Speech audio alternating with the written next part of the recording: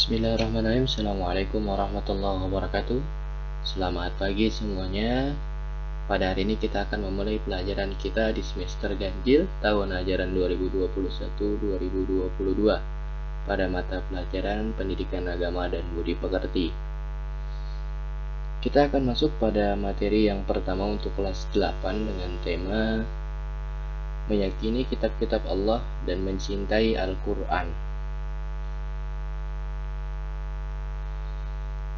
Adapun kompetensi dasar dan tujuan pembelajaran yang akan kita lalui pada bab ini, yang pertama adalah memahami makna beriman kepada kitab-kitab Allah, menunjukkan contoh-contoh nyata perilaku yang mencerminkan beriman kepada kitab-kitab Allah. Lalu tujuan pembelajarannya, yang pertama adalah menjelaskan makna iman kepada kitab-kitab Allah berdasarkan dalil nakli. Dalil nakli adalah dalil yang bersumber dari Al-Quran dan Al-Hadis. Lalu menjelaskan kedudukan kitab-kitab Allah Subhanahu wa Ta'ala, menjelaskan nama-nama kitab-kitab Allah dan penerimanya, menjelaskan fungsi iman kepada kitab-kitab Allah. Yang terakhir adalah menunjukkan contoh-contoh pengaplikasian nyata perilaku yang mencerminkan beriman kepada kitab-kitab Allah. Nah, anak-anakku yang Bapak banggakan, ini adalah bagan yang akan kita pelajari pada bab ini. Meyakini kitab-kitab Allah dan mencintai Al-Quran. Kita meyakini bahwa Allah telah menurunkan 4 kitabnya di muka bumi ini. Yang pertama adalah Taurat, yang kedua Zabur, yang ketiga Injil, dan Al-Quran yang terakhir sebagai pelengkap dari semua yang diturunkan sebelum Al-Quran.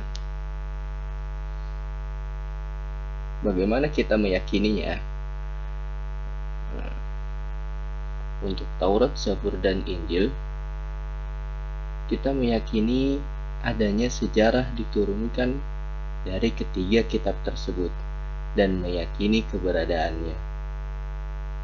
Lalu kita wajib meyakini sejarah dan keberadaan daripada kitab suci Al-Quran yang ada sampai saat sekarang ini kita pelajari, kita pahami, dan kita jadikan sebagai pedoman hidup. Bagaimana kita menyikapi keempat kitab-kitab yang Allah turunkan? Untuk Taurat, Zabur, dan Injil, kita mensikapi hanya mentoleransi dan menghargai pemeluk agama yang lain.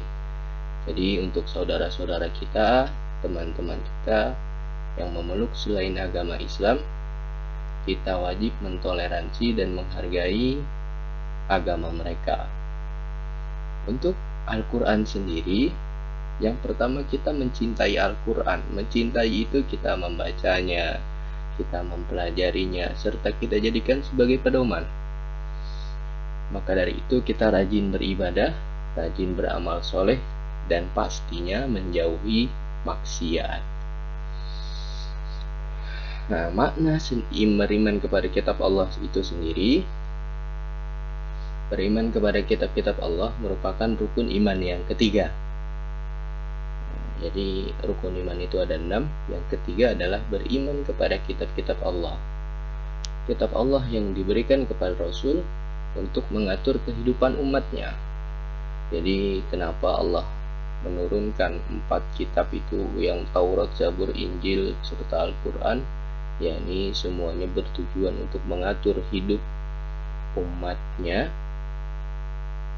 Kitab suci yang wajib kita imani sesuai yang tercantum dalam Al-Quran itu ada 4 macam. Keempat kitab tersebut yaitu Taurat, Zabur, Injil, dan Al-Quran. Sebagai seorang muslim, kita wajib meyakini bahwa pandangan hidup yang paling benar hanyalah Al-Quran. Adapun terhadap kitab-kitab Allah selain Al-Quran, kita hanya meyakini keberadaannya saja. Sebaliknya, terhadap Al-Quran, selain meyakini, kita harus berusaha untuk mengamalkannya. Itu adalah makna beriman kepada kitab-kitab Allah. Nah, Bapak bagi ke dalam 4 poin makna beriman kepada kitab-kitab Allah. Yang pertama, mengimani bahwa kitab-kitab tersebut benar-benar diturunkan Allah. Jadi, sebagaimana tadi Bapak sebutkan, keempat kitab tersebut memang benar-benar diturunkan Allah.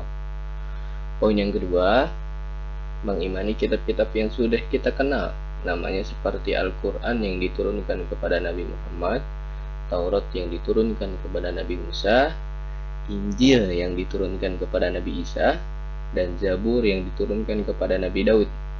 Adapun kitab-kitab yang tidak diketahui namanya, kita mengimaninya secara universal ataupun global.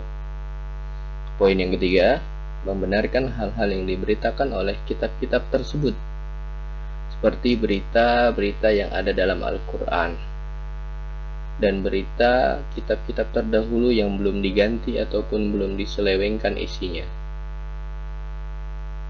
Yang terakhir, poinnya adalah mengerjakan seluruh hukum yang belum dinasakh ataupun dihapus, serta rela dan tunduk pada hukum tersebut, baik kita memahami hikmahnya maupun tidak.